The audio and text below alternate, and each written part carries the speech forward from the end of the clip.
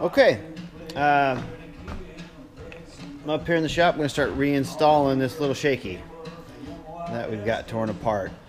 This is the tower that we rebuilt.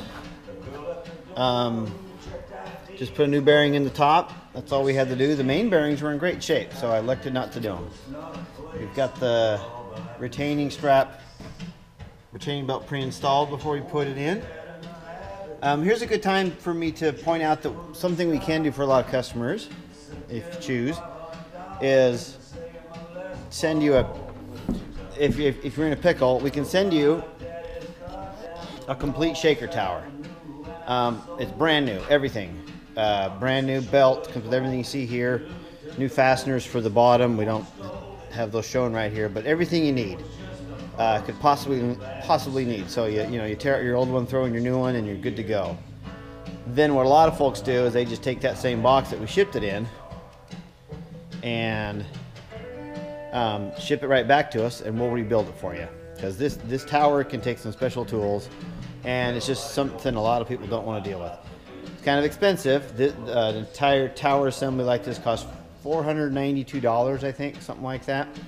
It's got all the bearings, the machine shafts, all the expensive parts of the shaker, the custom engineered stuff are in there. So that's an option for some people. But anyway, let's get going on reinstalling this thing. We've got the box cleaned out, scraped out most of the rust and all the garbage. Some people choose, now's a good time to repaint the thing. We have cans of International, it's Shaky Red, or International Harvester Red is really close too, so you can go down to your local hardware store and get that. And if you choose to make your shaker look brand new. I've already got the new UHMW strap installed.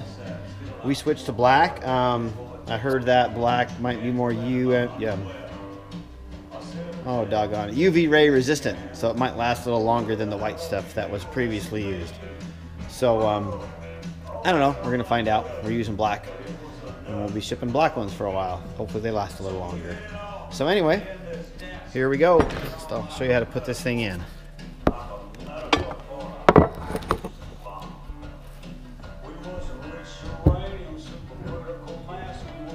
Comes in from the bottom up.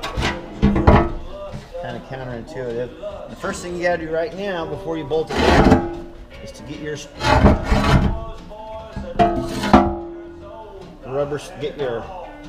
our Slinger installed. That's got to get put on right now. It's easiest to do when this thing is sticking over the top. So here we go. It's kind of got to wrestle with it a bit. But you stretch it over the top.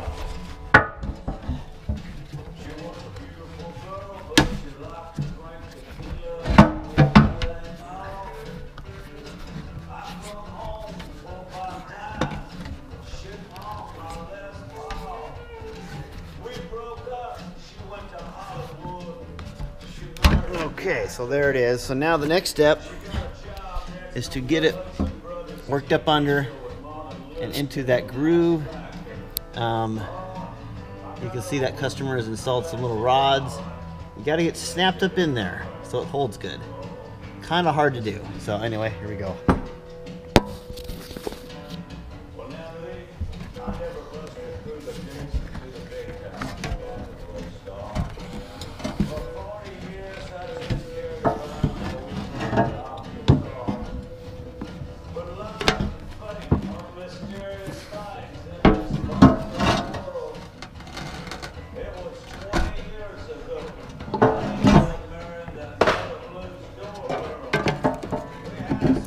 Bar certainly helps.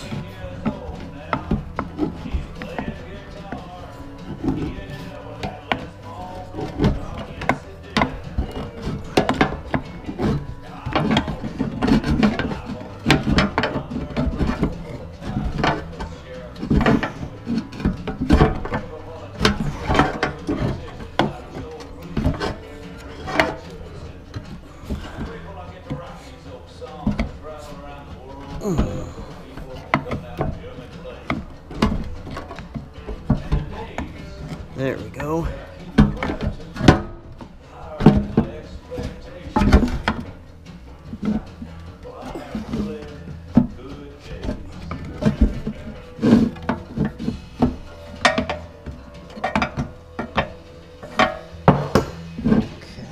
inspect it a bit, see how we did. It's very important to get it worked up into those grooves up onto the top. Okay, looks like we got it. So I'll pull the block out, pull this block out.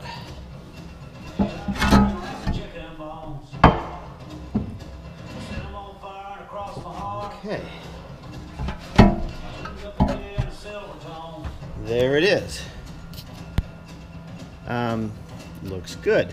Make sure the shiny side goes down. Your Slinger, it has the rough, unattractive side up, but it's meant to be installed this way. You want the shiny side of your Slinger on the bottom so it's slick to slick. Okay, a little note, this is an older shaker, and when they made the boxes back then, they were a little bit too tall. So you can kind of see here, you have to shim them up. You got to add a washer to them, and I see it looks like I've discarded them, so I'm going to hit pause on this, go fetch a few washers, and we'll get these four base fasteners installed, get the retaining strap installed. Okay, so I'll be right back.